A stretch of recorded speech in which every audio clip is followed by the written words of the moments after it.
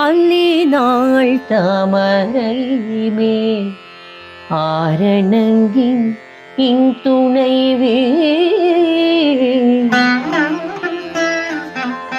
மல்லி நாடாண்ட மடமயில் மெல்லியலாய் ஆயர் குலவேந்தன் ஆகத்தான் தெல் புதுவை வேயர் பயந்த விளக்கு தென் புதுவை வேயர் பயந்த விளக்கு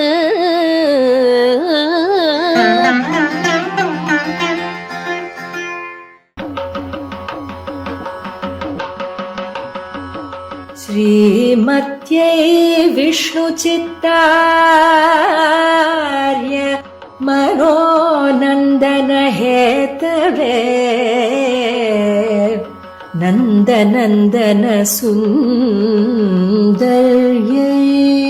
गोदायै नित्यमङ्गलम्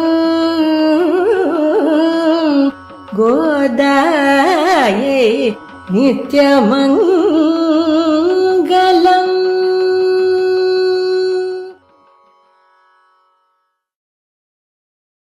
अस्मद्गुरुभ्यो नमः। अस्मत्परमगुरुभ्यो नमः। अस्मत्सर्वगुरुभ्यो नमः। श्रीमते रामानुजाय नमः। परमपूज्य श्री श्री ಯದುಗಿರಿಯತಿರಾಜನಾರಾಯಣ ದಾಮಾನುಜಜೀಯರ್ ಸ್ವಾಮಿಗಳ ಪಾದಾರವಿಂದಗಳಿಗೆ ನಮಃ. அல்லினாள் தாமரை மேல் ஆரணங்கின் துணைவி மல்லினாண்டாண்ட மடமயில் மெல்லியலாள் ஆயர் குலவேந்தன் ஆகத்தாள் தென் புதுவை வேயர் பயந்த விளக்கு தென் புதுவை வேயர் பயந்த விளக்கு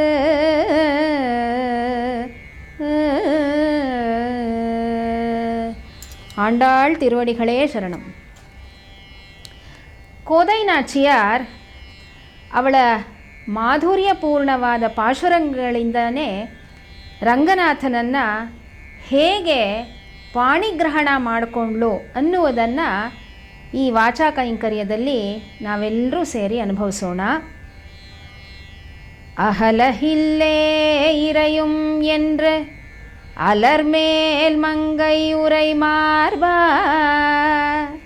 நிகரில் புகழாய் உலகம் மூன்றுடையாய் என்னை ஆழ்வானே நிகரில் அமரர் முனிக்கணங்கள் விரும்பும் திருவேங்கடத்தானே புகழ் ஒன்றில்லாடியேன் உன்னடி கீழமர்ந்து புகுந்தேனே.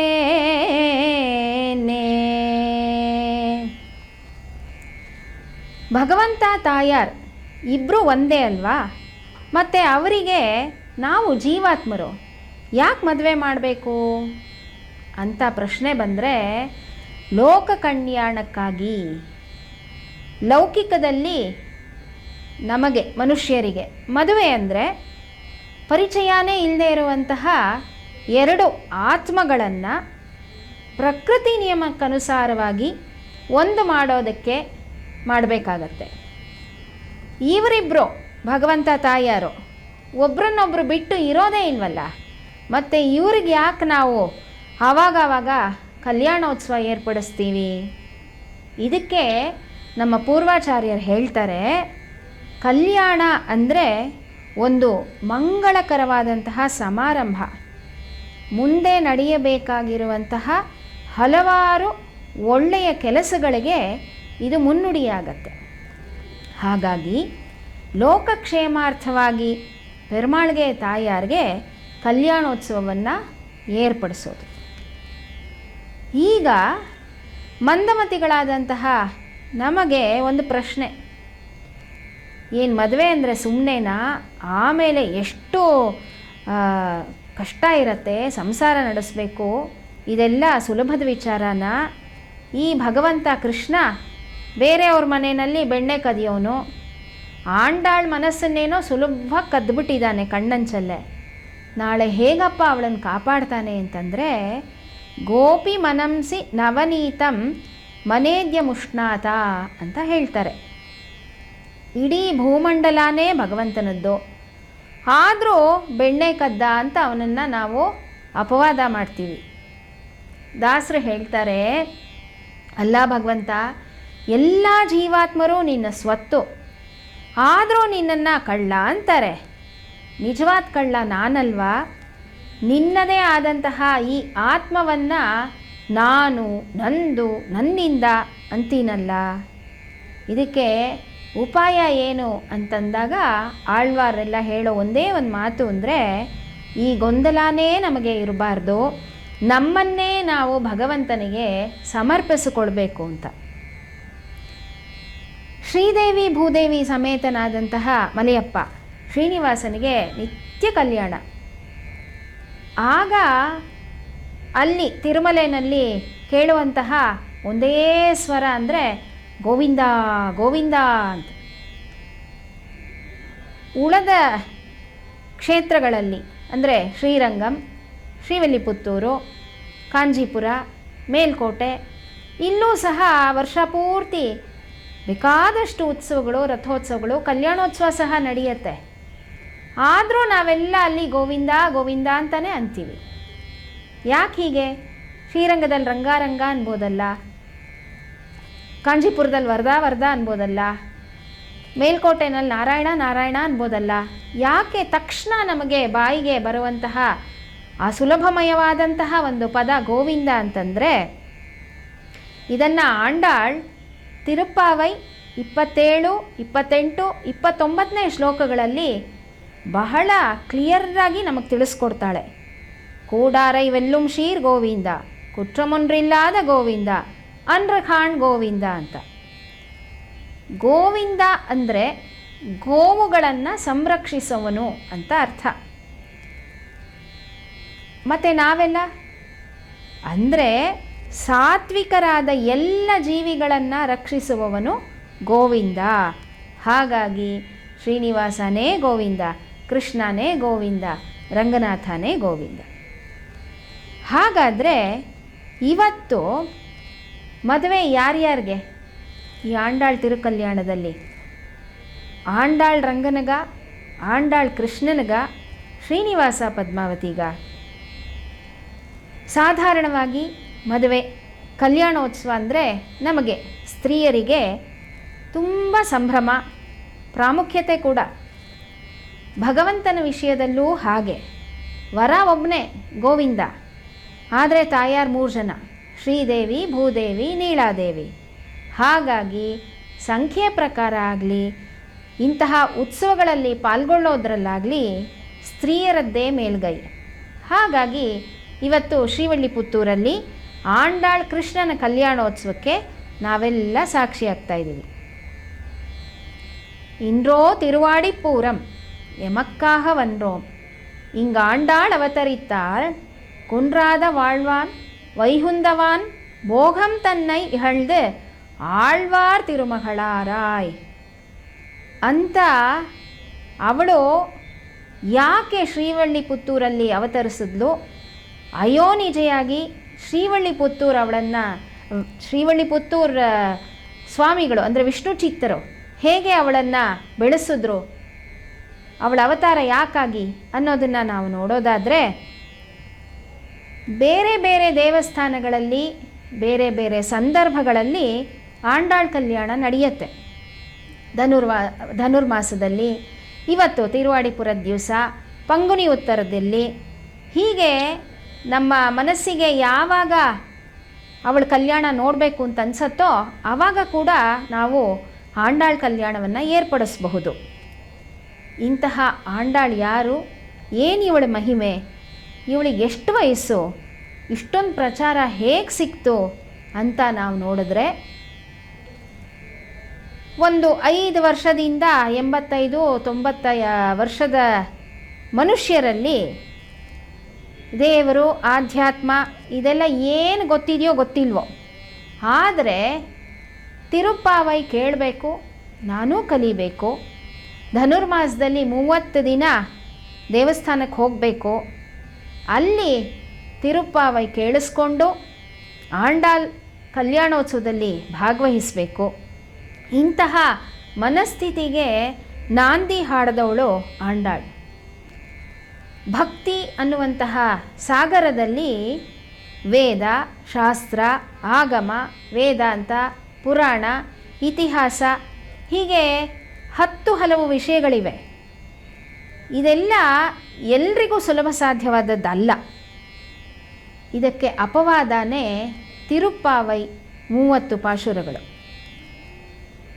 ಯಾವುದೇ ಭಾವ ಇಲ್ಲದೆ ಯಾರೇ ಆದರೂ ಭಕ್ತಿಯಿಂದ ಭಗವಂತನ ಕಡೆಗೆ ಮುಖ ಮಾಡಿದಾಗ ಅದರಲ್ಲಿ ಹತ್ತಬೇಕಾದಂತಹ ಮೆಟ್ಟಿಲುಗಳಲ್ಲಿ ಮೊದಲನೇ ಮೆಟ್ಟಿಲು, ಸುಲಭವಾದಂತಹ ಮೆಟ್ಟಿಲು ಅಂದರೆ ತಿರುಪ್ಪಾವೈ ಪಾಶುರಗಳು.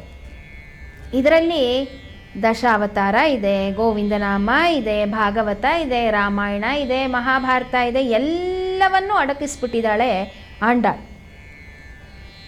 ಈಗ ಲೌಕಿಕದಲ್ಲಿ ಒಂದು ಮದುವೆ ನಿಶ್ಚಯ ಆಯಿತು ಅಂತಂದರೆ ಎಷ್ಟೆಲ್ಲ ಏರ್ಪಾಡು ಮಾಡ್ಕೋಬೇಕು. ತಂದೆ ತಾಯಿಗಳಾದವರು ಆಹ್ವಾನ ಪತ್ರಿಕೆ, ಛತ್ರ, ಊಟೋಪಚಾರ, ವಸ್ತ್ರಗಳು, ಕೊಡೋರು ಬಿಡೋವ್ರಿಗೆ ಉಡುಗೊರೆಗಳು ಅಂತ. ಹಾಗೆ ವರನಿಗೂ ಸಹ ಏನಪ್ಪ, ಮುಂದೆ ಈ ಥರ ಒಬ್ಬಳನ್ನು ನಾನು ಮದುವೆ ಆಗಿ ಕರ್ಕೊಂಡು ಬಂದಮೇಲೆ ನಾನೊಂದು ಸ್ವಲ್ಪ ಜವಾಬ್ದಾರಿಯುತವಾಗಿರಬೇಕು, ಅವಳನ್ನು ಸಾಕಬೇಕು, ಮುಂದೆ ಹೇಗೆಲ್ಲ ಜೀವನ ಮಾಡಬೇಕು ಅಂತ ಸ್ವಲ್ಪ ಆತಂಕ ಇದ್ದೇ ಇರುತ್ತೆ. ಆದರೆ ವಧುಗೆ ಮದುವೆ ಆಗೋವರೆಗೂ ನೀನು ಯಾವ ಯೋಚನೆನೂ ಮಾಡದೆ ತುಂಬ ಖುಷಿಯಿಂದ ಇರಮ್ಮ ಅಂತ ಆಂಡಾಳ್ ನಾಚಿಯಾರ್ ತಿರುಮುಳಿಯ 143 ಪಾಶುರಗಳನ್ನು ಅನುಗ್ರಹ ಮಾಡಿದ್ದಾಳೆ. ಇದು ಮದುವೆ ಆಗುವಂತಹ ಕನ್ಯೆಯರಿಗೆ. ಆದರೆ ಮದುವೆ ಆಗಿರೋ ಹೆಂಗಸರು ಯಾಕೆ ಇವಳನ್ನು ಧ್ಯಾನ ಮಾಡಬೇಕು, ಯಾಕೆ ಇವಳ ಜೊತೆ ವ್ರತದಲ್ಲಿ ಭಾಗವಹಿಸಬೇಕು ಅಂತ ನಾವು ನೋಡಿದಾಗ, ನಾವು ಮಹಿಳೆಯರು ದಿನಂಪ್ರತಿ ಮನೆಯಲ್ಲಿರೋ ಎಲ್ಲರಿಗೂ ಊಟೋಪಚಾರದ ವ್ಯವಸ್ಥೆ ಎಲ್ಲ ಮಾಡಿ ಅವ್ರನ್ನೆಲ್ಲ ಸಮಯಕ್ಕೆ ಸರಿಯಾಗಿ ಅವರವರ ಉದ್ಯೋಗಗಳಿಗೆ ಅಥವಾ ವಿದ್ಯಾಭ್ಯಾಸಕ್ಕೆ ಕಳಿಸಿ ಎಲ್ಲ ಆಗೋ ಹೊತ್ತಿಗೆ ಸ್ವಲ್ಪ ಸಮಯ ಆಗತ್ತೆ. ನಾವೇನು ಪ್ರಸಾದವನ್ನು ಸ್ವೀಕಾರ ಮಾಡ್ತೀವೋ ಅದು ಬಿಸಿಯಾಗಿರೋದು ಸ್ವಲ್ಪ ಕಷ್ಟಕರನೇ. ಅದು ದೋಸೆ ಆಗಿರಲಿ ಅಥವಾ ಭಗವಂತನಿಗೆ ಸಮರ್ಪಿಸಿದಂತಹ ಪ್ರಸಾದ ಆಗಿರಲಿ, ಅದೆಲ್ಲ ಬಿಸಿಯಾಗಿ ತಿನ್ನೋದು ಸ್ವಲ್ಪ ಅವಕಾಶಗಳು ಕಡಿಮೆನೇ ಇರುತ್ತೆ. ಆದರೆ ಧನುರ್ಮಾಸದ 30 ದಿವಸದಲ್ಲಿ ನಾವು ಬೆಳಿಗ್ಗೆನೇ ಎದ್ದು ದೇವಸ್ಥಾನಕ್ಕೆ ಹೋಗಿ ಅಲ್ಲಿ ತಿರುಪ್ಪಾವೈ ಪಾಶುರಗಳನ್ನೆಲ್ಲ ಓದ್ಬಿಟ್ಟು ಸಮಯಾವಕಾಶ ಇದ್ದರೆ ಉಪನ್ಯಾಸನೂ ಕೇಳಿಸ್ಕೊಳ್ಳೋ ಹೊತ್ತಿಗೆ ಒಳ್ಳೆ ಬಿಸಿಯಾದಂತಹ ಪೊಂಗಲ್ ಪ್ರಸಾದ ಭಗವಂತನ ನೈವೇದ್ಯ ಆಗಿ ನಮ್ಮ ಕೈಗೆ ಬರುತ್ತೆ. ನಾವು ಆ 30 ದಿವಸ ಆ ಪ್ರಸಾದವನ್ನು ಬಹಳ ಖುಷಿಯಾಗಿ ತಿನ್ನಬಹುದು. ಇಂತಹ ಸದವಕಾಶವನ್ನು ಕಲ್ಪಿಸಿಕೊಟ್ಟಿರೋಳು ಆಂಡಾಳ್. ಇನ್ನೂ ಒಂದಿದೆ, ಈ ಧನುರ್ಮಾಸದ ಸಮಯದಲ್ಲೇ ಈ ಮಕ್ಕಳು ವಿದ್ಯಾಭ್ಯಾಸ ಮಾಡ್ತಿರುವಂತಹ ಮಕ್ಕಳು ಶಾಲೆಗೆ ಹೋಗೋರಿಗೆ ಒಂದು 10-12 ದಿವಸ ರಜಾ ಕೂಡ ಬರುತ್ತೆ, ತುಂಬ ಚಳಿ ಅನ್ನೋ ಕಾರಣಕ್ಕೆ. ಆವಾಗ ಅವರನ್ನು ನಾವು ಸ್ವಲ್ಪ ಪುಸ್ಲಾಯಿಸ್ಬಿಟ್ಟು ನೋಡು ಈ ಥರ ಪ್ರಸಾದ ಕೊಡ್ತಾರೆ ದಿನ, ಬಿಸಿ ಬಿಸಿಯಾಗಿರುತ್ತೆ, ನೀನು ಬಾ ಅಂತ ಕರ್ಕೊಂಡು ಹೋದರೆ ಬೆಳೆಯೋ ಪೈರು ಮೊಳಕೆನಲ್ಲೇ ಅಂತ ಅವುಗಳ ಕಿವಿಗೂ ತಿರುಪಾವೈ ಕೇಳಿಸಬಹುದು. ಯಾಕೆ ಅಂದರೆ ಇದನ್ನು ಎಲ್ಲ ನಮಗೆ ಅನುಗ್ರಹ ಮಾಡಿದಾಗ ಆಂಡಾಳಿಗೆ ಬರೀ 5 ವರ್ಷ. ಸೊ ಇಂಥ ಸೌಕರ್ಯನೂ ಅದರಲ್ಲಿದೆ. ಇದನ್ನು ನಾವು ಹೇಗೆ ಅರ್ಥೈಸ್ಬೋದು ಅಂದರೆ, ಶಕ್ತಿಗಿಂತ ಯುಕ್ತಿ ಮೇಲು ಅನ್ನುವಂತಹ ವಿಚಾರ. ಬಲವಂತವಾಗಿ ಆ ಮಗುನ ಕರ್ಕೊಂಡು ಹೋಗೋ ಬದಲು ಈ ಪ್ರಸಾದದ ಆಸೆ ತೋರಿಸಿ ಕರ್ಕೊಂಡು ಹೋಗ್ಬೋದು. ಅದನ್ನೇ ಆಂಜನೇಯರು ನಮಗೆ ರಾಮಾಯಣದಲ್ಲಿ ತೋರಿಸ್ಕೊಡ್ತಾರೆ. ಅವರು ಲಂಕೆಗೆ ಪ್ರವೇಶ ಮಾಡುವಾಗ ಸಮುದ್ರನ ದಾಟಿ ಹೋಗಬೇಕು. ಆವಾಗ ಬೆಳಿತಾನೇ ಹೋಗ್ತಾರೆ. ಆ ಸಮುದ್ರ ರಾಣಿಗೆ ಒಂದು ರೋಷದಿಂದ ದ್ವೇಷದಿಂದ 100 ಯೋಜನದಷ್ಟು. ಆಮೇಲೆ ತಕ್ಷಣ ಅವರು ಒಂದು ಕ್ಷಣದಲ್ಲಿ ಆ ಶಕ್ತಿಗಿಂತ ಯುಕ್ತಿ ಮೇಲು ಅಂತ ಯೋಚನೆ ಮಾಡಿಬಿಟ್ಟು ಒಂದು ಅಂಗುಷ್ಟ ಮಾತ್ರದವರಾಗಿ ಕುಗ್ಗಿ ತನ್ನ ಕೆಲಸವನ್ನು ಸಾಧನೆ ಮಾಡ್ತಾರೆ. ಹೀಗೆ ಎಲ್ಲ ಆಳ್ವಾರರು ಭಕ್ತಿಯ ಪರಾಕಾಷ್ಠೆಯಲ್ಲಿ ನಾಯಿಕಾ ಭಾವವನ್ನು ಧರಿಸ್ಕೊಂಡು ಪಾಶುರಗಳನ್ನು ಹಾಡಿದ್ರೆ, ಆಂಡಾಳ್ ಮಾತ್ರ ಎಲ್ಲರಿಗೂ ಸುಲಭ ಸಾಧ್ಯವಾದದ್ದನ್ನು ಅನುಗ್ರಹ ಮಾಡಿದ್ಲು. ಇದು ಅವತ್ತು ಇವತ್ತು ಮುಂದೆ ಒಂದು ಸಮಯ ಯುಗನೇ ಬಂದರೂ ಸಹ ಮುಂದುವರಿಯುವ ಅಂತಹ ಒಂದು ಸುಲಭವಾದ ವೇದ ಮಾರ್ಗ ಆಗಿದೆ ಅನ್ನೋದರಲ್ಲಿ ಯಾವುದೇ ಸಂಶಯ ಇಲ್ಲ. ಅದಕ್ಕೆ ಅವಳ ವಾಡಿ ತಿರುನಾಮಲ್ಲಿ ಹೇಳೋದು, ಕೋದೈ ತಮಿಳ್ ಐಯೈಂದುಂ ಐಂದುಂ ಅರಿಯಾದ ಮಾನಿಡರೈ ವಯ್ಯುಂ ಶುಮಪ್ಪದುಂ ವಂಬು ಅಂತ. ಬರೀ 30 ಉಕ್ತಿಗಳಲ್ಲಿ ಭಕ್ತಿಯನ್ನು 5 ವರ್ಷದ ಬಾಲೆ ಆಂಡಾಳ್ ನಮಗೆ ತೋರಿಸ್ಕೊಟ್ಟಿದ್ದಾಳೆ.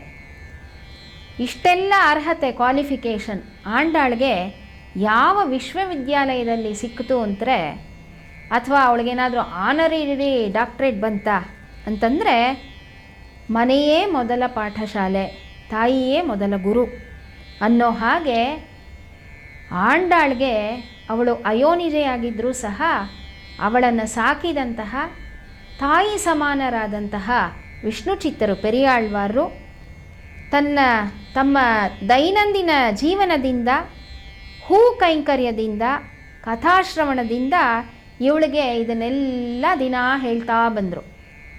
ಅದರಲ್ಲೂ ಸಾಮಾನ್ಯವಾಗಿ ನಾವು ನೋಡೋದಾದರೆ ಈ 5 ರಿಂದ 10-12 ವರ್ಷದ ಒಳಗಡೆ ಏನು ನಾವು ಒಂದು ವಿದ್ಯೆಯನ್ನು ಕಲಿತೀವಿ, ಮನಸ್ಸಲ್ಲಿ ಅದು ಅಚ್ಚಾಗಿರುತ್ತೆ ಯಾರಿಗೇ ಆದರೂ.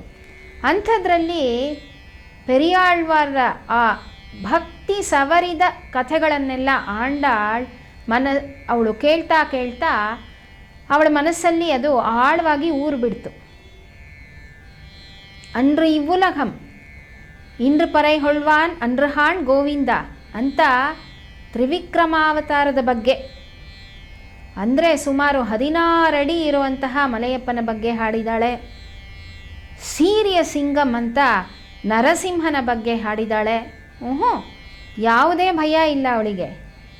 ಯಾಕೆ ಅಂದರೆ ಮಕ್ಕಳು ಸುಳ್ಳೇ ಹೇಳೋದಿಲ್ವಲ್ಲ, ಕೇಳಿಸ್ಕೊಂಡಿದ್ದನ್ನು ಮನಸ್ಸಲ್ಲಿ ಮಂಥನ ಮಾಡಿ ಅದನ್ನು ಹೇಗೆ ಹೇಳಬೇಕೋ ಅವ್ರಿಗೆ ತೋಚಿದಂತೆ ಸುಲಭವಾಗಿ ಹೇಳಿಬಿಡ್ತಾರೆ. ಹಾಗಾಗಿ ಈ 5 ವರ್ಷದ ಬಾಲೆ ಆಂಡಾಳ್ ತಮ್ಮ ತಂದೆ ಹೇಳಿದ್ದನ್ನೆಲ್ಲ ಹಾಗೇ ಅನುಭವಕ್ಕೆ ತಂದುಕೊಂಡ್ಲು, ಭಕ್ತಿಯಿಂದ ಹಾಡಿದ್ಲು ಅಷ್ಟೇ. ಆದರೆ ಆಂಡಾಳ್ ಈ ಒಂದು ಭಕ್ತಿಯ ಝರಿಯಲ್ಲಿ ತನ್ನನ್ನು ಮಾತ್ರ ಸಮರ್ಪಿಸ್ಕೊಳ್ಳಲಿಲ್ಲ, ತನ್ನ ಜೊತೆಗೆ ಎಲ್ಲರನ್ನೂ ಒಂದೊಂದೇ ಹೆಜ್ಜೆ ಸೇರಿಸ್ಕೊಂಡು ಹೋಗ್ತಾಳೆ. ಎಲ್ಲ ಆಳ್ವಾರರ ಪಾಶುರಗಳು ಭಕ್ತಿಯ ಪರಾಕಾಷ್ಠೆ, ಆದರೆ ಇವಳದ್ದು ಸುಲಭವಾದಂತಹ ಭಕ್ತಿ. ಅಯ್ಯೋ 5 ವರ್ಷದ ಮಗು ಇನ್ನೇನು ಮಾಡೋಕ್ಕಾಗತ್ತೆ ಅಂತಂದರೆ, 5ನೇ ಶ್ಲೋಕದಲ್ಲಿ ತಿರುಪಾವ 5ನೇ ಶ್ಲೋಕದಲ್ಲಿ ಅವಳೇ ಹೇಳ್ತಾಳೆ, ವಾಯಿನಾಲ್ ಪಾಡಿ ಮನತ್ತಿನಾಳ್ ಶಿಂದಿಕ್ಕ ಅಂತ. ಅದಕ್ಕೇ ತಿರುಪಾವೈನ ನಾವು ಬೇಕಾದರೆ ಕಾರಲ್ಲಿ ಹೋಗೋವಾಗ ಹಾಡ್ಕೊಂಡು ಹೊಟ್ಟೋಗ್ಬೋದು, ಇಲ್ಲ ಯಾವುದಾದ್ರೂ ನಾವು ಪ್ರಯಾಣದಲ್ಲಿದ್ದಾಗ ಹಾಗೆ ಕಿವಿಗೆ ಸಿಕ್ಕಿಸ್ಕೊಂಡು ಅದರ ಜೊತೆಗೆ ಅನುಸಂಧಾನ ಮಾಡ್ಕೊಂಡು ಹೋಗುವಂತಹ ಒಂದು ಅನುಕೂಲ ಸಹ ಈ 30 ಪಾಶುರಗಳಿಗೆ ಇದೆ. ಇಷ್ಟೆಲ್ಲ ಈ ಹುಡುಗಿಗೆ ಹೇಗೆ ಸಾಧ್ಯ ಆಯಿತು ಅಂತಂದರೆ, ಭೂದೇವಿಯ ಅಪರಾವತಾರನೇ ಇವಳು. ತಾಯಿಯಾದವಳಿಗೆ ಒಂದು ಗುಣ, ಮಕ್ಕಳನ್ನು ಇಡೀ ದಿನ ಬೈತಾ ಇರಬಹುದು, ಅವ್ರು ತಪ್ಪು ಮಾಡಿರಲಿ ಮಾಡದೇ ಇರಲಿ ಬೈತಾ ಇರ್ಬೋದು, ಆದರೆ ಬೇರೆಯವ್ರು ಮಾತ್ರ ಬೈದ್ಬಿಟ್ರೆ ಅವಳಿಗೆ ತಡ್ಕೊಳಕ್ಕಾಗಲ್ಲ. ಹಾಗಾಗಿ ಭೂದೇವಿ ತಾನೇನೋ ರಾಕ್ಷಸರಿಂದ ಕಷ್ಟಕ್ಕೆ ಸಿಕ್ಕಾಕೊಂಡಾಗ ಭಗವಂತ ಅವತಾರ ಎತ್ತಿ ರಕ್ಷಿಸ್ಬಿಟ್ನ. ಆದರೆ ನನ್ನನ್ನು ರಕ್ಷಿಸಿ ಅವನು ಕರ್ಕೊಂಡು ಹೋದ್ಮೇಲೆ ಭೂಮಿ ಮೇಲಿರುವಂತಹ ನನ್ನ ಮಕ್ಕಳನ್ನು ಯಾರು ಕಾಪಾಡೋರು ಅಂಥೇಳಿ ಸ್ವಲ್ಪ ಒಂದು ಖೇದದಿಂದ ಭಗವಂತನನ್ನು ಕೇಳ್ತಾಳೆ. ಯಾಕೆಂದರೆ ಅವನ ಅವತಾರ ವಿಶೇಷ ಆದ ತಕ್ಷಣ ಭಗವಂತ ನಿಲ್ಲೋದೇ ಇಲ್ಲ, ಓಡ್ತಾ ಇರ್ತಾನೆ. ಹಾಗಾಗಿ ಕ್ಷಮಯ ಧರಿತ್ರಿಯಾದಂತಹ ಆಂಡಾಳ್ ಭಗವಂತನಿಗೆ ಹೇಳ್ತಾಳೆ, ನಾನೇ ಭೂಮಿ ಮೇಲೆ ಅವತಾರ ಮಾಡಿ ನನ್ನ ಮಕ್ಕಳಿಗೆಲ್ಲ ಈ ಭಕ್ತಿಯ ಒಂದು ಮಾರ್ಗದಲ್ಲಿ ಮಾರ್ಗದರ್ಶನ ಕೊಡ್ತೀನಿ ಅಂತ. ಬಂದೇ ಬಿಟ್ಲು. ಪೆರಿಯಾಳ್ವಾರರ ಸಾಕು ಮಗಳಾಗಿ ಆಂಡಾಳ್ ಅವತಾರ ಮಾಡಿದ್ದಾಳೆ. ಅವಳ ಒಂದು ಈ ಭಕ್ತಿಯ ಸೌಲಭ್ಯವನ್ನು ನಾವು ಇನ್ನೂ ಸುಲಭವಾಗಿ ಅರ್ಥ ಮಾಡ್ಕೋಬೇಕು ಅಂದರೆ ಒಂದು ಉದಾಹರಣೆ ಹೇಳ್ತಾರೆ ವ್ಯಾಖ್ಯಾನಕಾರರು. ಒಬ್ಬಳು ಮಹಿಳೆ ತನ್ನ ತಲೆ ಮೇಲೆ 4 ಕೊಡ ಇಟ್ಕೊಂಡು ಬೀದಿಲಿ ಹಾಲು ಮೊಸರು ಬೆಣ್ಣೆ ತುಪ್ಪ ಮಾರ್ಕೊಂಡು ಹೋಗ್ತಾ ಇದ್ಲಂತೆ. ಹಾಲು ಬೇಕಾ, ಮೊಸರು ಬೇಕಾ, ಬೆಣ್ಣೆ ಬೇಕಾ, ತುಪ್ಪ ಬೇಕಾ, ಬನ್ನಿ ಎಲ್ಲ ತಾಜಾವಾಗಿದೆ ಅಂತ. ಒಬ್ಬರು ಬಾಗಿಲು ತೆರೆದು ಕೂಡ ಅವಳನ್ನು ನೋಡಲಿಲ್ಲ. ಆಗ ಯಾವುದೋ ಪಕ್ಕದಲ್ಲಿರುವಂತಹ ಒಂದು ದೇವಸ್ಥಾನದಿಂದ ಅವಳಿಗೆ ತಿರುಪ್ಪಾವೈ ಕೇಳಿಸ್ತಂತೆ. ತಕ್ಷಣ ಅವಳು ಒಂದು ಬಿಸ್ನೆಸ್ ಸ್ಟ್ರಾಟಜಿ ಅಂದರೆ ತನ್ನ ವ್ಯಾಪಾರದ ಶೈಲಿಯನ್ನೇ ಬದಲಾಯಿಸ್ಕೊಂಡು ಬಿಟ್ಲಂತೆ. ಕೇಶವ ಬೇಕಾ, ಮಾಧವ ಬೇಕಾ, ಗೋವಿಂದ ಬೇಕಾ, ವಿಷ್ಣು ಬೇಕಾ ಅಂತ. ಆಗ ಎಲ್ಲರೂ ಮನೆಗಳಿಂದ ಆಚೆ ಬಂದು ಅವಳನ್ನು ನೋಡಿದ್ರಂತೆ. ಇದು ಆ ತಿರುಪ್ಪಾವೈಯಲ್ಲಿರುವಂತಹ ಸುಲಭ ಭಕ್ತಿಯ ಉಪಾಯಕ್ಕೆ ಸಾಕ್ಷಿ. ಅಚ್ಯುತಾನಂತ ಗೋವಿಂದ, ಅಚ್ಯುತಾನಂತ ಗೋವಿಂದ, ಹರಿ ಸಚ್ಚಿದಾನಂದ ಹರಿ ಮುಕುಂದ, ಅಚ್ಯುತಾನಂತ ಗೋವಿಂದ ಅಂತ ದಾಸರು ಹಾಡಿದ್ದಾರೆ. ಇದನ್ನು ನಾವು ಕೇಳಿಸ್ಕೊಂಡಾಗ ಯಾರಾದರೂ ಪ್ರಶ್ನೆ ಮಾಡ್ಬೋದು, ಏನಿಲ್ಲಿ ಭಗವಂತನನ್ನೇ ಮಾರಾಟಕ್ಕೆ ಇಟ್ಬಿಟ್ಲ ಈ ಹೆಂಗಸು ಅಂತ. ಅದಕ್ಕೆ ಆಳ್ವಾರ್ ಹೇಳ್ತಾರೆ, ಕೇಶವ ವಣ್ ಪುರುಷೋತ್ತಮ ಕಿಡರ್ ಜ್ಯೋತಿಯಾಯ್. ಯಾರು ಭಕ್ತಿಯಿಂದ ಕಣ್ಣಲ್ಲಿ ಗಂಗಾ ಕಾವೇರಿಯರನ್ನು ಸ್ಮರಣೆ ಮಾಡ್ತಾ ಸ್ತೋತ್ರ ಮಾಡ್ತಾಳೋ ಅವರು ಮುರಾರಿ ಪಾದಾರ್ಪಿತ ಚಿತ್ತವೃತ್ತಿ ಅಂತ ಭಗವಂತನನ್ನು ಮಾರಬಹುದು, ಕೊಂಡುಕೊಳ್ಳಬಹುದು ಅಂತ. ಇದು ಆಳ್ವಾರ್ ಆಚಾರ್ಯರ ವ್ಯಾಖ್ಯಾನ ಆಗಿದೆ. ಇಂತಹ ಭಕ್ತಿನೇ ಆಂಡಾಳ್ಗಿದ್ದಂತಹ ಶಕ್ತಿ. ಇಂತಹ ಶಕ್ತಿಯಿಂದ ಏನು ಮಾಡದ್ಲಪ್ಪ ಅಂದರೆ, ಮಾರ್ಗಳಿ ತಿಂಗಳಿಗೆ 30 ತಿರುಪಾವೈ ಪಾಶುರಗಳು, ತೈ ತಿಂಗಳಿಗೆ 143 ನಾಚ್ಯಾರ್ ತಿರುಮಳಿ ಪಾಶುರಗಳನ್ನು ನಮಗಾಗಿ ಅನುಗ್ರಹ ಮಾಡಿದ್ದಾಳೆ. ಇವಳ ಉದ್ದೇಶ ಒಂದೇ, ಭಗವಂತನನ್ನು ಹೊಂದೋದು. ಅದನ್ನೇ ಗರುಡ ವಾಹನ ಪಂಡಿತರು ದಿವ್ಯಸೂರಿ ಚರಿತ್ರೆಯಲ್ಲಿ ಹೇಳ್ತಾರೆ, ಶ್ರೀ ವಿಷ್ಣುಚಿತ್ತ ವಿಬುಧೋ ದುಹಿತು ಸಮೀಕ್ಷ್ಯ ಪಂಚಾಯುಧಾಶ್ಯುದಯ ಪಲ್ಲವಿತಂ ವಯಶ್ಚ ಭಾವಶ್ಚ ಕಂದಳಿತ ರಾಗಭರಂ ಮುಕುಂದೇ ತಸ್ಮೈ ಪುನರ್ಭಗವತೆ ತನಯಾ ಮದಿತ್ಸತ್ ತತ್ರ ಪ್ರಭೂತ ವಕುಳಾಭರಣ ಪ್ರಣೀತ ಕರ್ಣಮೃತ ದ್ರವಿಡ ಸೂಕ್ತಿ ನಿಬಂಧ ಲಿಪ್ಸೂನ್ ಅರ್ಚಾಕೃತೀನ್ ಉಪಗತಾನ್ ಅಪನಿದ್ರ ಚಿಶ್ವ ಶಾಖಾಂತರಾಲ ನಿಲಯಾನ್ ಸ ಹರೀನಪಶ್ಯತ್ ಅಂತ. ವಿಷ್ಣು ಚಿತ್ತರು ತಮ್ಮ ಮಗಳು ಗೋದೆ ರಂಗನಾಥನನ್ನು ವರಿಸೋದಕ್ಕೆ ಯಾವ ರೀತಿ ಪರಾಕಾಷ್ಠೆಯಲ್ಲಿದ್ದಾಳೆ ಅಂತ ನೋಡಿದ್ರು ತೀರ್ಮಾನ ಮಾಡೇ ಬಿಟ್ರು, ಈ ಮದುವೆ ಏನಾದರೂ ಸರಿ ಮಾಡೇ ತೀರಬೇಕು ಅಂತ. ಆದರೆ ಈ ಮದುವೆ ಕಾರ್ಯವನ್ನು ತಮ್ಮ ಅಗ್ರಜರಾದಂತಹ ಶಠಗೋಪರ ಸಮ್ಮುಖದಲ್ಲಿ ನಡೀಲಿ ಅಂತ ಸಂಕಲ್ಪಿಸಿ ಕುರುಹಾಪುರಿಗೆ ಬರ್ತಾರೆ. ಅಲ್ಲಿ 108 ದಿವ್ಯ ದೇಶಗಳ ಪೆರ್ಮಾಳ್ ಅರ್ಚಾಮೂರ್ತಿ ಇವರಿಗೆ ದರ್ಶನವನ್ನು ಕೊಡ್ತಾರೆ. ಇನ್ನು ಇದಕ್ಕಿಂತ ಒಳ್ಳೆ ಶುಭ ಶಕುನ ಏನು ಬೇಕು, ಈ ಮದುವೆ ಆಗೇ ಆಗತ್ತೆ ಅಂತ ಪೆರಿಯಾಳ್ವಾರ್ಗೆ ಮನಸ್ಸಿಗೆ ದೃಢ ಆಯಿತು. ಇದಾದ ಮೇಲೆ 4000 ದಿವ್ಯ ಪ್ರಬಂಧ ಶ್ಲೋಕಗಳ ಸುರಿಮಳೆ ಒಬ್ಬೊಬ್ಬ ಆಳ್ವಾರರಿಂದ ಅಲ್ಲಿ ಭಗವಂತನ ಸಮ್ಮುಖದಲ್ಲೇ ನಡೆಯುತ್ತೆ. ಆಮೇಲೆ ಆಂಡಾಳ್ ಟರ್ನ್ ಬರುತ್ತೆ, ಹಾಡ್ತಾಳೆ. ಶಠಗೋಪರ್ ವರ್ಡಿಕ್ ಕೊಟ್ಟೇ ಬಿಟ್ರು. ನಿಜವಾದ ಭಕ್ತಿ ಇರೋದು ಇವಳ ಪಾಶುರಗಳಲ್ಲಿ ಮಾತ್ರ ಅಂತ. ಹಾಗಾಗಿನೇ ವ್ಯಾಖ್ಯಾನಕಾರರು ಹೇಳೋದು, ಈ 4000 ದಿವ್ಯ ಪ್ರಬಂಧದ ಪಾಶುರಗಳಲ್ಲಿ ಆಂಡಾಳ್ ರಚಿಸಿರುವಂತಹ 173 ಶ್ಲೋಕಗಳನ್ನು ಒಂದು ಕಡೆ ಇಟ್ಟು ಇನ್ನು ಉಳಿದದ್ದನ್ನೆಲ್ಲ ಒಂದು ಕಡೆ ತುಲಾಭಾರ ಮಾಡಿದ್ರೆ ಆಂಡಾಳ್ ಶ್ಲೋಕಗಳೇ ಕೆಳಗಡೆ ಹೋಗುತ್ತೆ. ಯಾಕೆ ಅಂದರೆ ಅಲ್ಲಿ ಸಂಖ್ಯಾ ಪ್ರಕಾರವಾಗಿ ಅದು ಬರೀ 173 ಇದ್ರೂ ಅದರ ತೂಕ ಎಷ್ಟಿದೆ ಅನ್ನೋದು.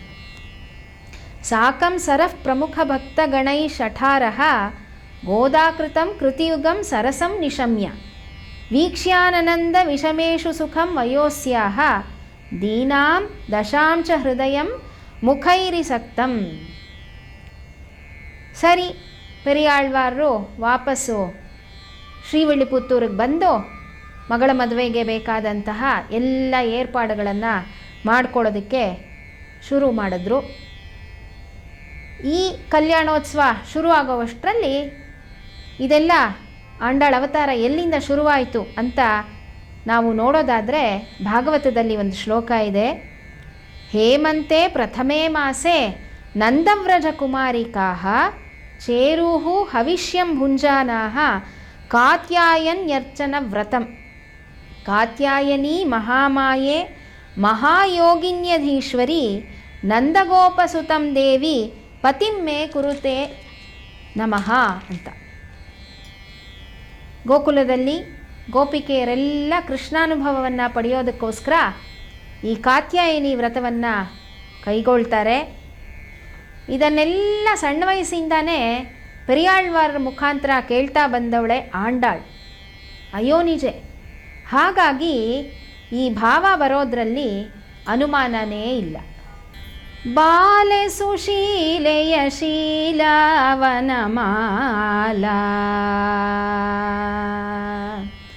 ಬಾಲೆ ಸುಶೀಲೆಯ ಶೀಲಾವನಮಾಲಾ ಅಚ್ಚ ಮಲ್ಲಿಗೆಯ ಕುಚ್ಚು ಸಂಪಿಗೆಯ ಪಚ್ಚೆ ತೆನೆಗಳ ಹಾರವ ಹಾಕುವೆ ಬಾಲೆ ಸುಶೀಲೆಯ ಶೀಲಾವನಮಾಲಾ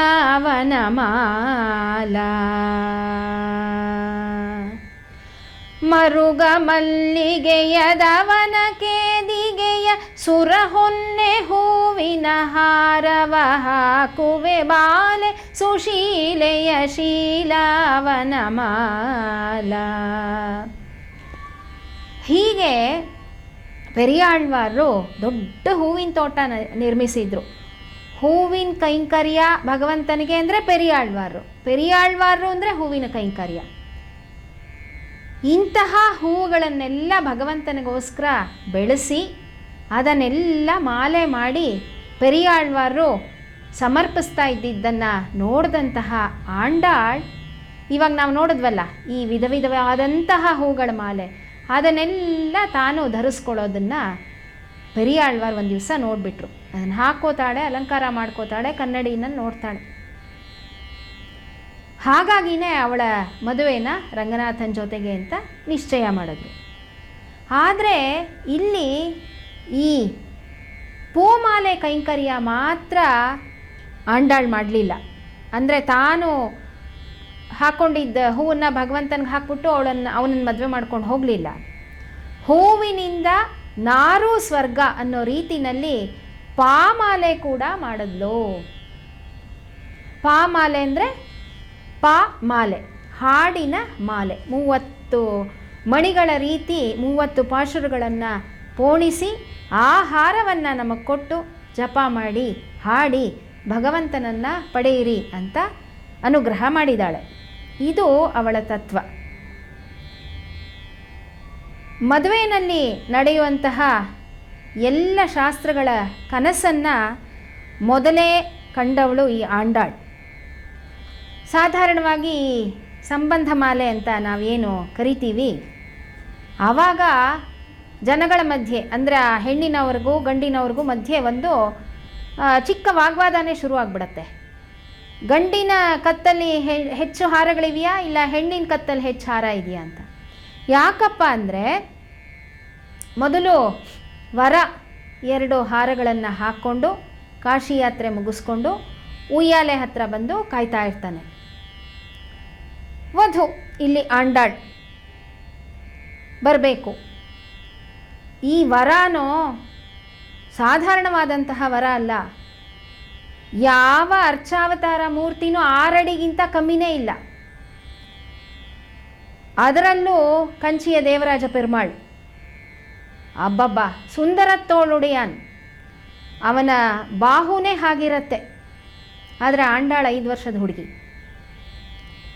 ಅವಳಿಗೆ ಉದ್ದ ಜಡೆ, ಅದಕ್ಕೆ ದೊಡ್ಡದು ಮೊಗ್ಗಿನ ಜಡೆ ಎಲ್ಲ ಹಾಕಿ ಅವಳಿಗೂ 2 ಹಾರಗಳನ್ನು ಹಾಕಿ ಕರ್ಕೊಂಡು ಬರ್ತಾ ಇರ್ತಾರೆ. ಬಂಧು ಬಳಗದವರು ಸಖಿಯರು ಎಲ್ಲ ಅವಳನ್ನು ಸ್ವಲ್ಪ ಚೇಷ್ಟೆ ಮಾಡ್ಕೊಂಡು ಕರ್ಕೊಂಡು ಬರ್ತಾ ಇರ್ತಾರೆ. ಅದು ಸುಮ್ಮನೆ ಬರ್ತಾರಾ, ಹಾಡು ಬೇರೆ ಹೇಳ್ತಾರೆ. ಏನಂತ,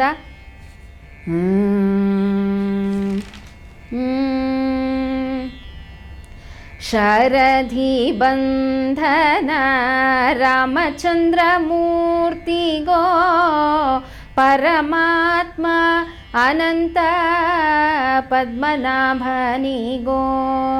ಶರಧಿ ಬಂಧನ ರಾಮಚಂದ್ರ ಮೂರ್ತಿಗೋ ಪರಮಾತ್ಮ ಅನಂತ ಪದ್ಮನಾಭನಿಗೋ. ಸರಸಿ ಜನಾಭ ಶ್ರೀ ಜಗನ್ನಾಥ ಮೂರ್ತಿಗೋ. ಸರಸಿ ಜನಾಭ ಶ್ರೀ ಜನಾರ್ದನ ಮೂರ್ತಿಗೋ. ಉಭಯ ಕಾವೇರಿ ರಂಗ ಪಟ್ಟಣದ ಅರಸಗೋ. ಉಭಯ ಕಾವೇರಿ ಶ್ರೀರಂಗ ಪಟ್ಟಣದ ಅರಸಗೋ. ಯಾರಿಗೆ ವಧುವಾಗುವೆ ಕ್ಷೀರಾಬ್ಧಿ ಕನ್ನಿಕೆ ಶ್ರೀ ಮಹಾಲಕ್ಷ್ಮೀ. ಯಾರಿಗೆ ವಧುವಾಗುವೆ ನೀನು, ಯಾರಿಗೆ ವಧುವಾಗುವೆ. ಆಂಡಾಳ್ ಈಗಾಗಲೇ ಫಿಕ್ಸ್ ಮಾಡ್ಕೊಂಡಾಗಿದೆ, ನಾನು ರಂಗನಾಥನನ್ನೇ ಮದುವೆ ಆಗೋದು ಅಂತ. ಆದರೂ ಇವ್ರು ಬೇರೆ ಚೇಷ್ಟೆ ಮಾಡ್ತಾ ಇದ್ದಾರೆ. ಅವಳು ವಿಚಲಿತಳಾಗ್ತಾಳಾ? ಇಲ್ಲವೇ ಇಲ್ಲ. ಅವಳಿಗೆ ಯಾವುದೇ ದ್ವಂದ್ವ ಇಲ್ಲ. ಜಿತವಾಗಿ ಶ್ರೀರಂಗನೇ, ಶ್ರೀರಂಗದ ರಂಗನಾಥನೇ ನನ್ನ ಪತಿ ಅಂತ ಅವಳು ನಿಶ್ಚಯ ಮಾಡ್ಕೊಂಡ್ಬಿಟ್ಟಿದ್ದಾಳೆ.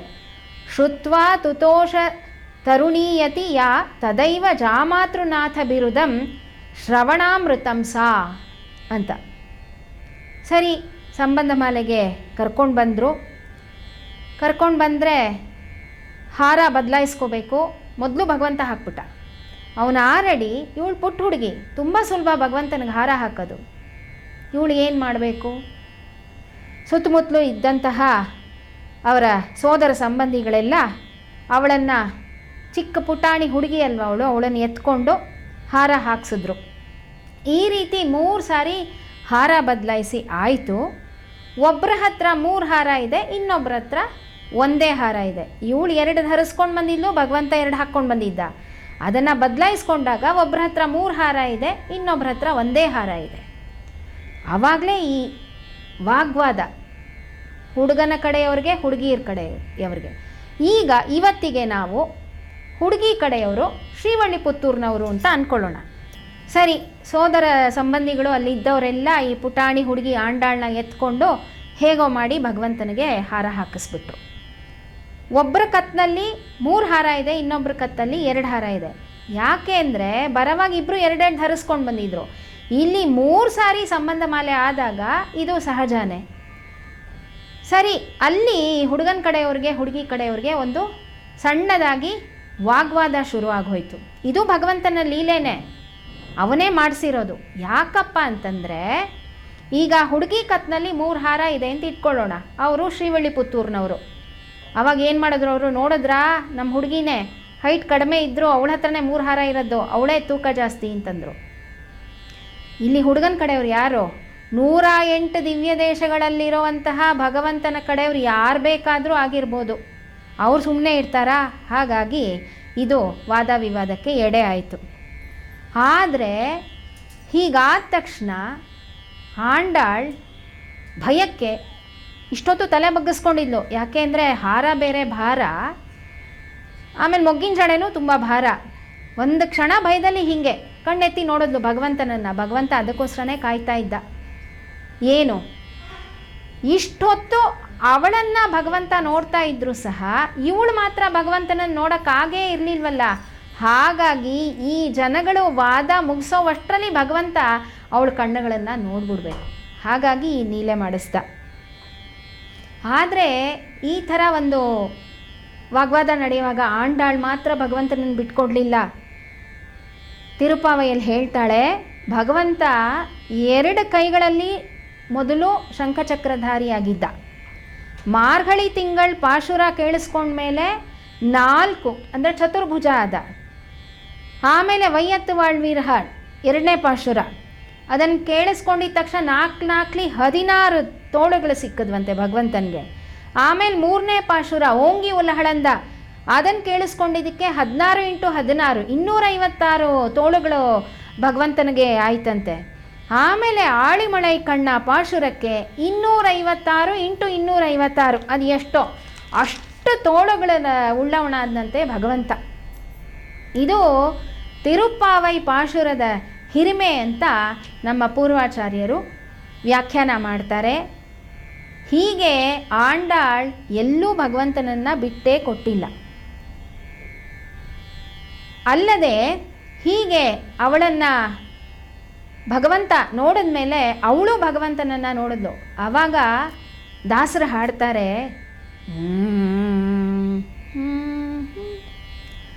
ಕಂಗಳಿದ್ಯಾತಕೋ ಕಾವೇರಿ ರಂಗನ ನೋಡದ, ಕಂಗಳಿದ್ಯಾತಕೋ ಕಾವೇರಿ ರಂಗನ ನೋಡದ, ಕಸ್ತೂರಿ ರಂಗನ ನೋಡದ, ಕಂಗಳಿದ್ಯಾತಕೋ ಕಾವೇರಿ ರಂಗನ ನೋಡದ.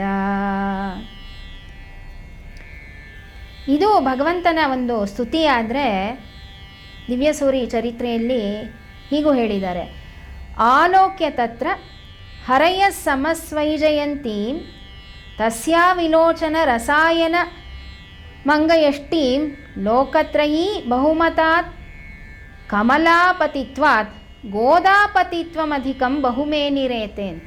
ಅಂದರೆ ಭಗವಂತನ ಮನಸ್ಸಿನಲ್ಲಿ ಅವಳನ್ನು ನೋಡಿದಾಗ ಏನಾಯ್ತಪ್ಪ ಅಂದರೆ, ಮನ್ಮಥನ ರಥದ ಧ್ವಜ ಹೊಳೆಯೋ ರೀತಿ ಇದ್ದಂತಹ ಆಂಡಾಳನ್ನ ನೋಡಿ ಅಲ್ಲಿರುವಂತಹ ಭಗವಂತ ಯಾರು, 108 ದಿವ್ಯ ದೇಶಗಳಿಂದ ಬರುವಂತಹ ಯಾವುದೇ ಒಂದು ಭಗವಂತ ಆಗಿರ್ಬೋದು, ಅವನ ಮನಸ್ಸಲ್ಲಿ ಹೀಗೆ ಅನಿಸ್ತಂತೆ. ಏನು, ಈಗಾಗಲೇ ಮಹಾಲಕ್ಷ್ಮಿ ಅವನಿಗೆ ಹೆಂಡತಿ ಆಗಿಬಿಟ್ಟಿದ್ದಾಳೆ, ಆದರೂ ಆ ಕ್ಷಣಕ್ಕೆ ನಾನು ಗೋದೇನ ಮದುವೆ ಮಾಡ್ಕೋಬೇಕು ಅಂತ ಭಗವಂತನ ಮನಸ್ಸಿನಲ್ಲಿ ಬಂತಂತೆ. ಹೀಗೆ ಆ ರಂಗನಾಥ ಶ್ರೀರಂಗದವನೇ ಆಗಿದ್ದರೂ ಅಲ್ಲಿ ಪಂಚರಂಗ ಕ್ಷೇತ್ರಗಳಿಂದ ಬೇರೆ ಬೇರೆ ರಂಗನಾಥರು ಕೂಡ ಬಂದಿರಬಹುದು ಅನ್ನೋದು ವ್ಯಾಖ್ಯಾನಕಾರರ ಮಾತಾಗಿದೆ.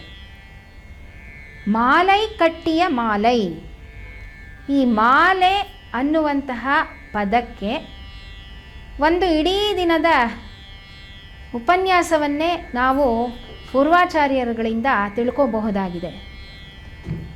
ವಿಷ್ಣು ಚಿತ್ತರು ಕಟ್ಟಿದಂತಹ ಮಾಲೆ ಭಗವಂತನಿಗೆ ಸಮರ್ಪಿಸಿದ್ದು ಯಾವುದು? ಬರೀ ಹೂಮಾಲೆ ಅಲ್ಲ. ಆ ಹೂಮಾಲೆಯನ್ನು ಕಟ್ಟೋವಾಗ ಅವರು ಏನು ಭಾಗವತ, ರಾಮಾಯಣ, ಮಹಾಭಾರತದಿಂದ ಎಲ್ಲ ಹೇಳ್ತಾ ಇದ್ರು ಸನ್ನಿವೇಶಗಳನ್ನೆಲ್ಲ, ಅದನ್ನೆಲ್ಲ ಕೇಳಿಸ್ಕೊಂಡು ಗೋದೆ ಏನಾದ್ಲು, ಅವಳು ಒಂದು ಹೂಮಾಲೆ ಆದ್ಲು. ಹಾಗಾಗಿ ವಿಷ್ಣು ಚಿತ್ತರು ಗೋದೆ ಅನ್ನುವಂತಹ ಹೂಮಾಲೆಯನ್ನು ಕಟ್ಟಿದ್ರು. ಇಂತಹ ಮಾಲೆಯಾಗಿರುವಂತಹ ಆಂಡಾಳ್ ಮಾಲ್ ಅಂದರೆ ಪೆರುಮಾಳ್ ಅಂತಲೂ ಆಗತ್ತೆ. ಅವನನ್ನು ತಾನು ಕಟ್ಟಿರುವಂತಹ ಮಾಲೆಯಿಂದ ಅಲಂಕಾರ ಮಾಡಿದ್ಲು. ಯಾವ ಮಾಲೆ ಕಟ್ಟಿದ್ಲು ಇವಳು? ಅವ್ರ ತಂದೆ ಜೊತೆಗೆ ಸೇರಿಕೊಂಡು ಪೂಮಾಲೆನೂ ಕಟ್ಟಿದ್ಲು, ತಾನೇ ಪಾಮಾಲೆನೂ ಕಟ್ಟಿದ್ಲು. ಅದು ಯಾವ ಪಾಮಾಲೆ ಅಂದರೆ ತಿರುಪಾವೈ ಎನ್ನುವಂತಹ ಮಾಲೆ. ಇಂತಹ ಮಾಲೆಗಳಿಂದ ರಂಗನಾಥನನ್ನು ಕಟ್ಟಿ ಹಾಕ್ಬಿಟ್ಲು ಆಂಡಾಳ್.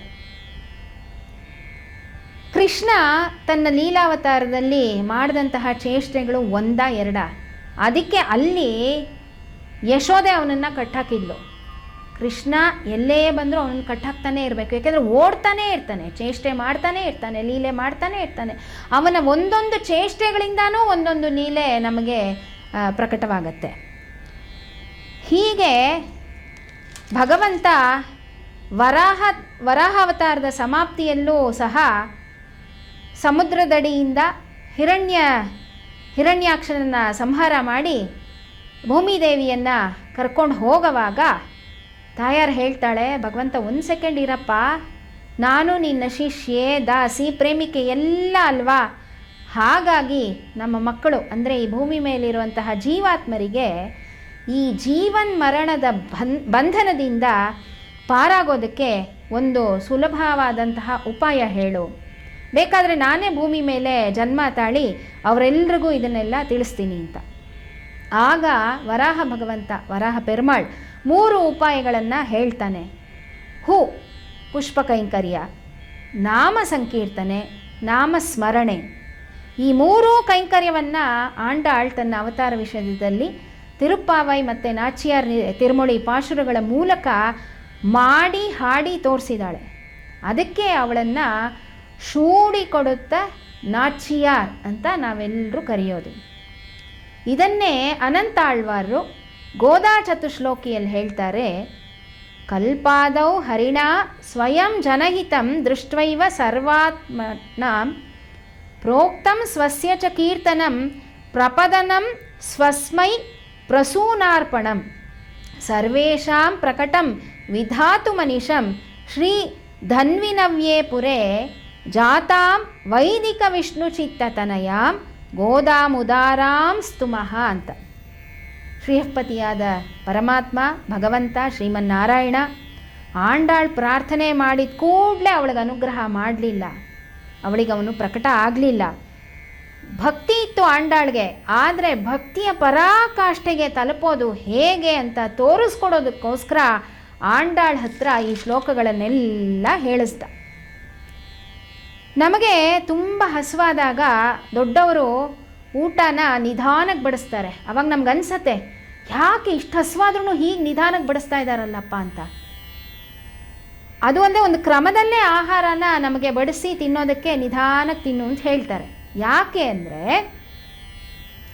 ಆ ಉಪವಾಸ ಇದ್ದಷ್ಟು ಹೊತ್ತು ಆ ಜಠರಾಗ್ನಿಯಿಂದ ಕತ್ತಿನ ತನಕ ತುಂಬಿರುವಂತಹ ಗಾಳಿ ಏನಿದೆ, ಆವಾಗ ನಾವು ಆಹಾರನ ವೇಗವಾಗಿ ತುರುಕೊಂಡ್ಬಿಟ್ರೆ ಬಿಕ್ಕಳಿಕೆ ಬರುತ್ತೆ, ವಮನ ಆಗುವಂತಹ ಸಾಧ್ಯತೆ ಇರುತ್ತೆ. ಇದು ವೈಜ್ಞಾನಿಕವಾದಂತಹ ಒಂದು ವಿಷಯ ಆಗಿದೆ. ಇನ್ನೂ ಒಂದು ಉದಾಹರಣೆ ನೋಡೋದಾದರೆ, ನಾವು ಚಿಕ್ಕ ಮಕ್ಕಳನ್ನು ರಂಗನಾಥನ ದೇವಸ್ಥಾನಗಳಿಗೆ ಕರ್ಕೊಂಡು ಹೋದರೆ, ಸಾಮಾನ್ಯವಾಗಿ ರಂಗನಾಥ 18, 20, 22 ಅಡಿ ಉದ್ದ ಇರ್ತಾನೆ. ತಿರುವಟ್ಟಾರಿನಲ್ಲಿ ಒಳಗಡೆ ಗರ್ಭಗೃಹದಲ್ಲಿ ಸಂಪೂರ್ಣವಾದಂತಹ ಕತ್ತಲೆ. ಅರ್ಚಕರು ಮಂಗಳಾರತಿ ತೋರಿಸ್ದಾಗಲೇ ಅವನ ಮುಖ ನಮಗೆ ಕಾಣಿಸೋದು. ಅದು ಮಲಗಿರೋದು ಯಾರ ಮೇಲೆ? ಶೇಷಶಯನ. ಹಾಗಾಗಿ ಮಕ್ಕಳು ಏನಾದರೂ ತಕ್ಷಣಕ್ಕೆ ಆ ಕತ್ಲಲ್ಲಿ ಬೆಳಕು ತೋರಿಸಿದ ತಕ್ಷಣ ತಿರುಮೇನಿ ನೋಡಿಬಿಟ್ರೆ ಅದ್ರ ಮೇಲ್ಗಡೆ ಇರೋ ಶೇಷನನ್ನು ನೋಡಿದಾಗ ಗಾಬರಿ ಪಡುವಂತಹ ಸಂದರ್ಭ ಇದೆ.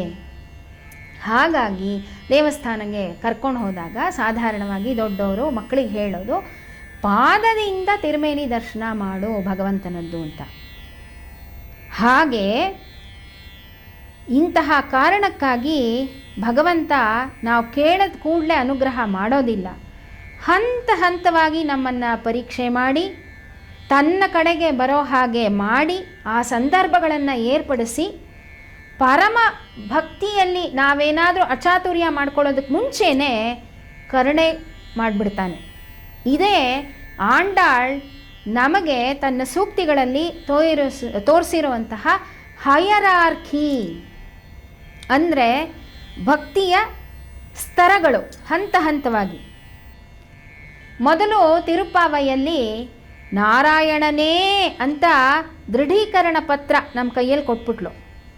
ನಾಚಿಯಾರ್ ತಿರುಮೋಳಿನಲ್ಲಿ ಅದನ್ನು ಹೇಗೆ ನಾವು ಪಡ್ಕೋಬೇಕು, ಅದಕ್ಕೆ ಹತ್ತಬೇಕಾಗಿರುವಂತಹ ಮೆಟ್ಟಿಲುಗಳ ಬಗ್ಗೆ ವಿವರಣೆ ಕೊಡ್ತಾಳೆ. ನಾಚಿಯಾರ್ ತಿರುಮೊಳಿ 14 ದಶಕಗಳು ಕ್ರಮವಾಗಿ ಹೇಗೆ ಹತ್ತೋದು. ಮೊದಲು ಕಾಮದೇವನ ಪಾದಗಳಿಗೆ ನಮಸ್ಕಾರ, 30 ಪಾಶುರಗಳು ಧನುರ್ಮಾಸದಲ್ಲಿ ಹಾಡ್ಬಿಟ್ಲು. ಆದರೂ ಏನೂ ಪ್ರಯೋಜನ ಆಗಲಿಲ್ಲ, ಭಗವಂತ ಅವಳಿಗೆ ದರ್ಶನ ಕೊಡಲಿಲ್ಲ. ಈಗ ಒಂದು ಐಡಿಯಾ, ಸಾಮಾಧಾನ ಭೇದ ದಂಡ ಅಂತ ನಾವು ಚತುರೋಪಾಯಗಳು ಅಂತ ಕರಿತೀವಲ್ಲ, ಹಾಗೆ ಆಂಡಾಳ್ ಮೊದಲನೇ ಐಡಿಯಾ ಮಾಡಿದ್ದಾಳೆ. ಅವಳು ಭಗವಂತನೂ ಪ್ರೇಮಿಗಳು. ಈ ಪ್ರೇಮಿಗಳನ್ನು ಒಂದು ಮಾಡುವಂತಹ ಶಕ್ತಿ ಇರೋದು ಯಾರಿಗೆ? ಮನ್ಮಥನಿಗೆ. ಹಾಗಾಗಿ ನಾಚಿಯಾರ್ ತಿರುಮೊಳಿಯ ಮೊದಲನೇ ದಶಕದಲ್ಲಿ ಅವನನ್ನು ಪ್ರಾರ್ಥನೆ ಮಾಡ್ತಾಳೆ. ನಾವು ಸಾಮಾನ್ಯ ಮನುಷ್ಯರು ಕೇಳಬಹುದು, ಇದು ತಪ್ಪಲ್ವಾ? ಮನ್ಮಥ ರಜೋಗುಣ ಇರೋವನು, ಅವನನ್ನು ಪ್ರಾರ್ಥನೆ ಮಾಡ್ಬೋದಾ ಅಂದರೆ ಅದಕ್ಕೆ ನಮ್ಮ ಪೂರ್ವಾಚಾರ್ಯರು ವ್ಯಾಖ್ಯಾನದಲ್ಲಿ ಹೇಳ್ತಾರೆ, ವಿಷ್ಣು ಚಿತ್ತರ ಮಗಳಾದಂತಹ ಗೋದೆ ಏನೇ ಮಾಡಿದ್ರೂ ಅದು ಅರ್ಥ ಇಲ್ಲದೆ ಇರೋ ಕಾರ್ಯ ಆಗಿರೋದೇ ಇಲ್ಲ. ಯಾಕೆ ಅಂದರೆ ಅವಳು ರಾಮಾಯಣನ ಕೇಳ್ಕೊಂಡೇ ಬೆಳೆದವಳು. ಸುಂದರಕಾಂಡದಲ್ಲಿ ಆಂಜನೇಯರು ನಮೋಸ್ತು ವಾಚಸ್ಪತಯೇ ಅಂತ ಪ್ರಾರ್ಥನೆ ಮಾಡ್ತಾರೆ.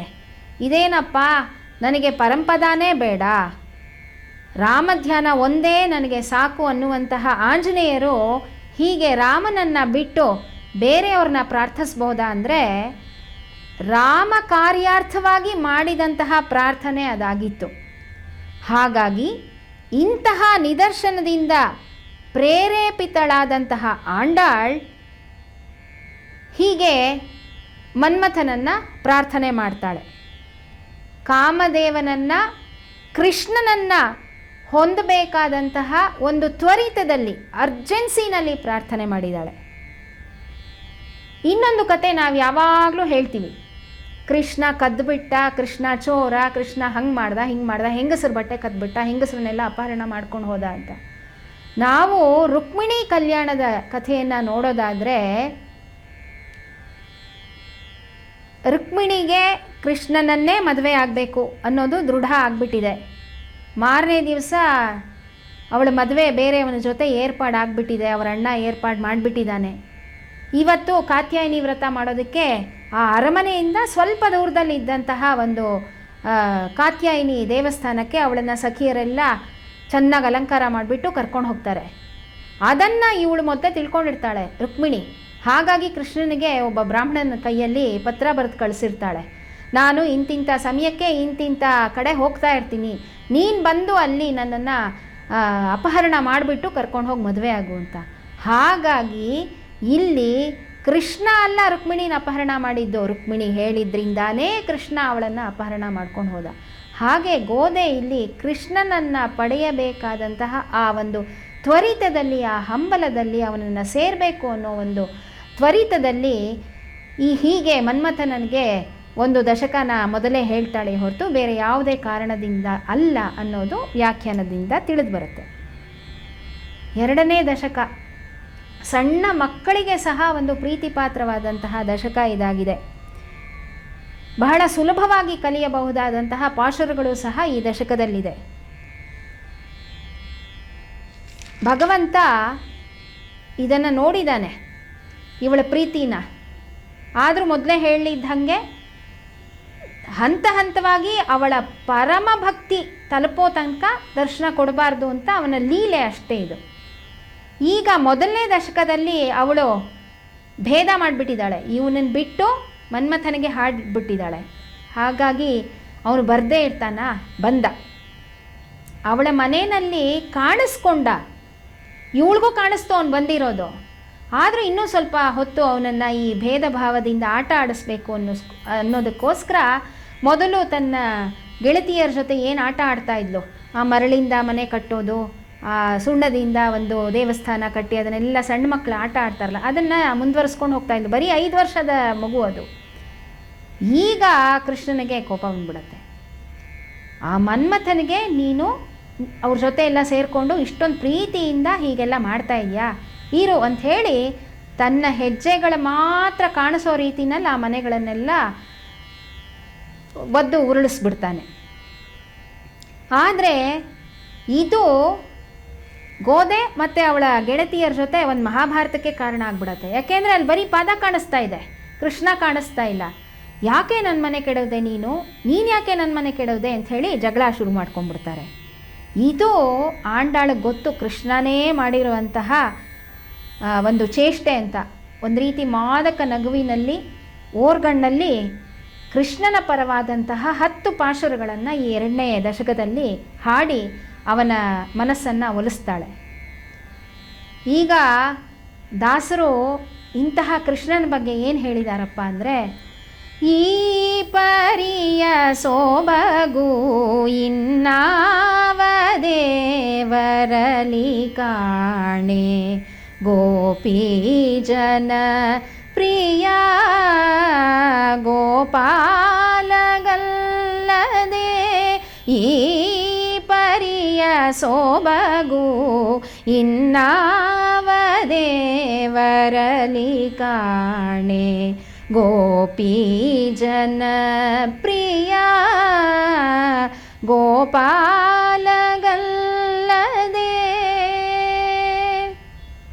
ಭಗವಂತನ ಅವತಾರಗಳು ಸಾಕಷ್ಟು ಬೇರೆ ಬೇರೆ ರೀತಿಯಲ್ಲಿ ನಮಗೆ ಅವತಾರ ತೋರಿಸಿದ್ದಾನೆ. ವರಾಹ ಅವತಾರ, ನರಸಿಂಹ ಅವತಾರ, ವಾಮನ ಅವತಾರ, ಸುಂದರಾಂಗ ಅಂದರೆ ರಾಮಾವತಾರದಲ್ಲೂ.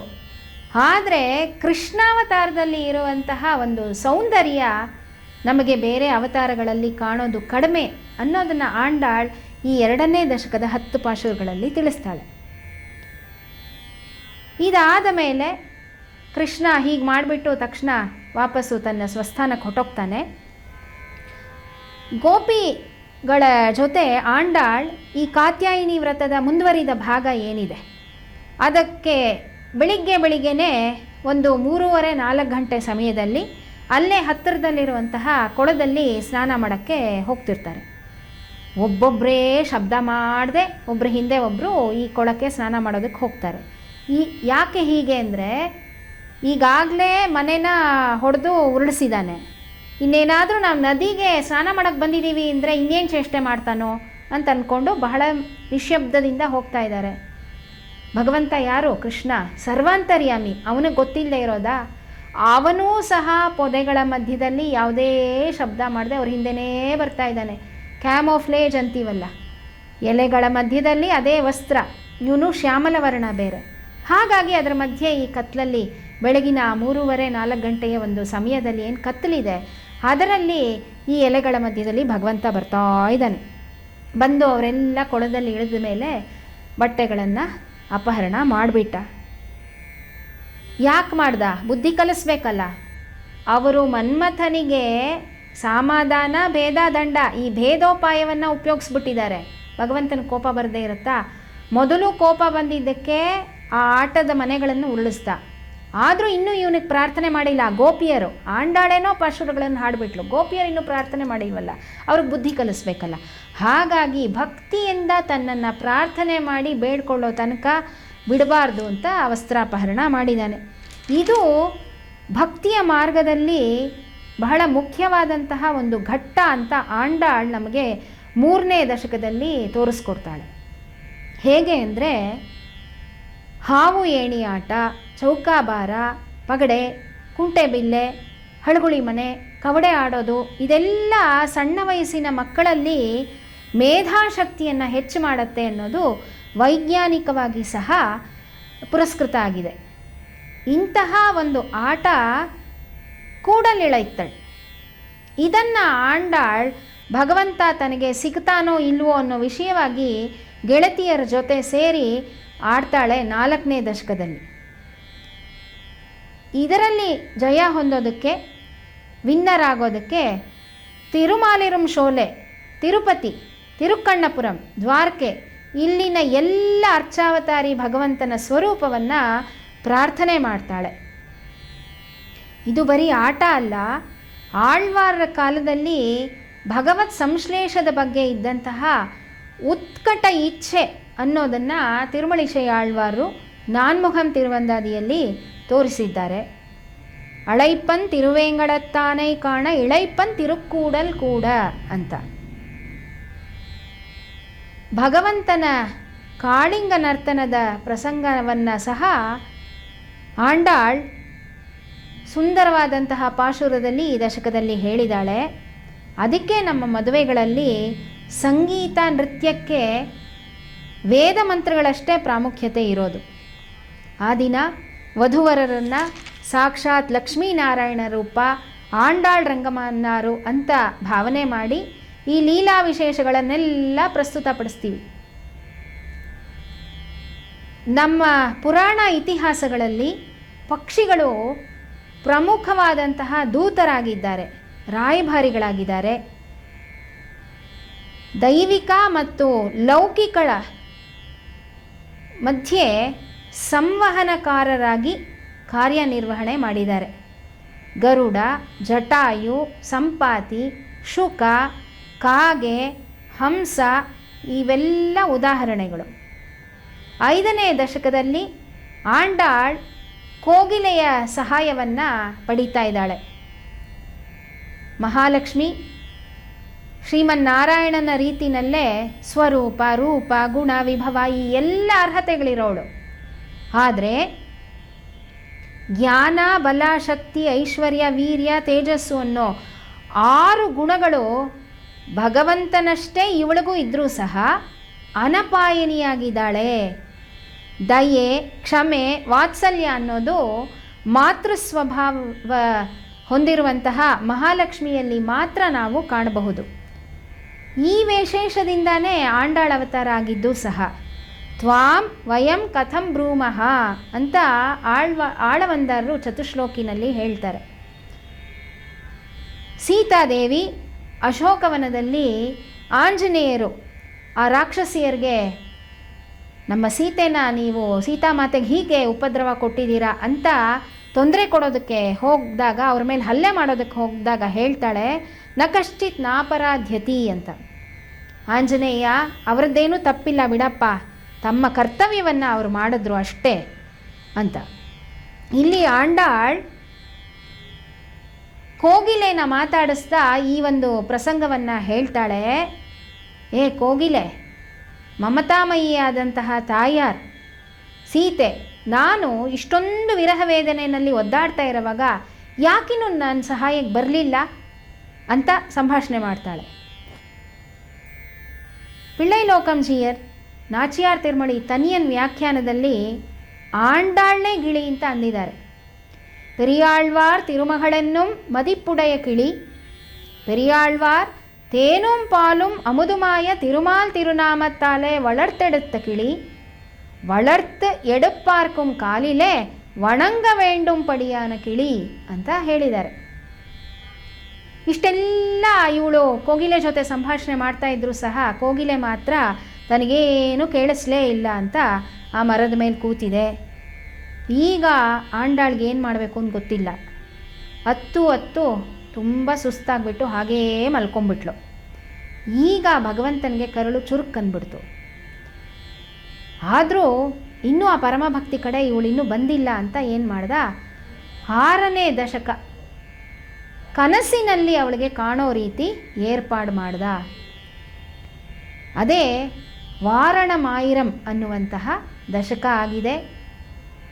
ಎಲ್ಲ ಮದುವೆಗಳಲ್ಲೂ ಹಾಡುವಂತಹ ದಶಕ ಇದು. ಮದುವೆಗೆ ಮುಂಚೆನೇ ವಧು ಆದವಳು ಈ ಹಾಡನ್ನು ಹಾಡಿಕೊಂಡು ತನ್ನ ಮದುವೆ ನಿರ್ವಿಘ್ನವಾಗಿ ನಡೀಲಿ ಭಗವಂತ ಅಂತ ಪ್ರಾರ್ಥನೆ ಮಾಡುವಂತಹ ದಶಕ ಇದಾಗಿದೆ. ಇದನ್ನು ನಾವು ನಾಳಿನ ಕಾರ್ಯಕ್ರಮದಲ್ಲಿ ಅನುಭವಿಸೋಣ. திருவாடிபூரத்தில் ஷஹதுதித்தாழ்வாடியே திருப்பாவை 30 செப்பினாள் வாழியே பெரியாழ்வார் பெத்தெடுத்த பெண் பிள்ளை வாழியே பெரும்புதூர் மாமுனிக்கு பின்னானாள் வாழியே 143 அவதரித்தாள் வாழியே உயரரங்கற்கே கண்ணே உகந்தளித்தாள் வாழியே மறுவாரும் திருமல்லிவலனாடி வாழியே வண்புதுவை நகர்கோதை மலர்பதித்தாள் வாழியே ஆண்டாள் திருவடிகளே சரணம். பற்பமென திகழ் பைங்கழலும் தன் பல்லவமே விரலும் பற்பமென திகழ் பைங்கழலும் தன் பல்லவமே விரலும் பாவனமாகிய பைந்துவராடை பதிந்த மருங்கழகும் பாவனமாகிய பைந்துவராடை பதிந்த மருங்கழகும் முப்புரி நூலோடு முன் கையில் ஏந்திய முக்கோல் தன்னழகும் எப்பொழுதும் யதிராசன் வடிவழகு என் இதய துள்ளதால் இல்லை எனக்கெதிர் இல்லை எனக்கெதிர் இல்லை எனக்கெதிரே இல்லை எனக்கெதிர் இல்லை எனக்கெதிர் இல்லை எனக்கெதிரே இல்லை எனக்கெதிரே இல்லை எனக்கெதிரே இல்லை எனக்கெதிரே.